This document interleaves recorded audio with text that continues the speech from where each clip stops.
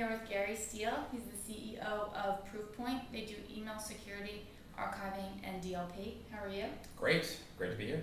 Good. Thanks for coming. No problem. So let's talk about mergers and acquisitions in the IT security space. Sure. It's obviously a hot topic. Just recently, we saw GFI acquire Sunbelt, Webroot acquire BrightCloud, Symantec acquired PGP and Guardian Edge. Those are just a few. Right, So, and we could go on. Yeah, we can go on. Sure. No, I think it's indicative of what's happened in the security market. Lots of companies got funded. If you go back a few years, I think there was something like 700 independent funded security companies.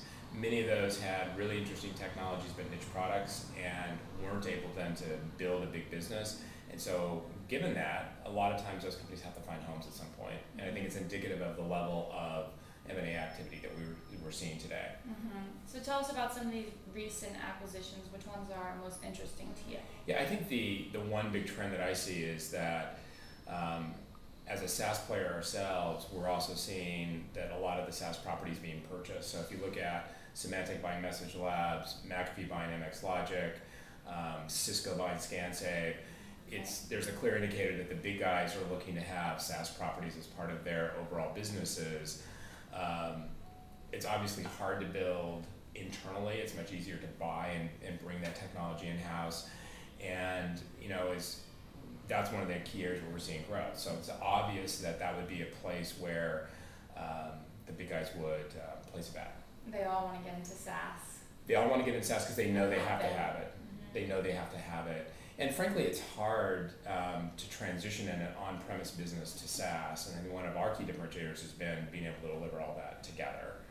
And we look at M&A as strategic, being able to find great technology to fill particular gaps. We've done 3 acquisitions ourselves, and we continue to look for more opportunities. So then what should IT security purchasers be considering, and thinking about, and keeping in mind, this very active M&A landscape. M&A landscape. Yeah, I think it's challenging for a buyer because today, buyers clearly would prefer to be able to buy from fewer suppliers. Right. So in some respects, the consolidation is beneficial to buyers. At the same time, I think the question that has to be on the minds of buyers is, in the security segment, are they going to continue to get the level of innovation that they did when that company was independent? And what we've seen consistently is when the bigger companies buy, the rate of innovation slows dramatically, and oftentimes those products then don't become competitive.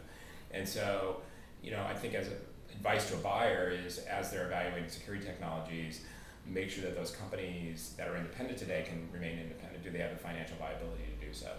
Is there a way to do that? Well, I think we're happy to show our financials to prospective customers, really share strategy and the financials to support it. So ask that type of stuff. Ask that type of stuff, and it's a very valid question. There's no reason why you shouldn't be able to be comfortable with a supplier's financial viability. Right. So any predictions for the next 6 to 12 months? The only prediction I would have is that we're going to see a lot more M&A activity. I think we've seen a lot in the last week. I think we're going to see a lot more. I think that we're at the very beginning of it. Because of the number of companies and because of the interesting technology that exists, I think we will continue to see an accelerated rate of M&A activity. Okay, all right. Great. Well, Gary, thanks for joining us. That was a pleasure. Thanks so much. Thanks to you for watching. Have a great day.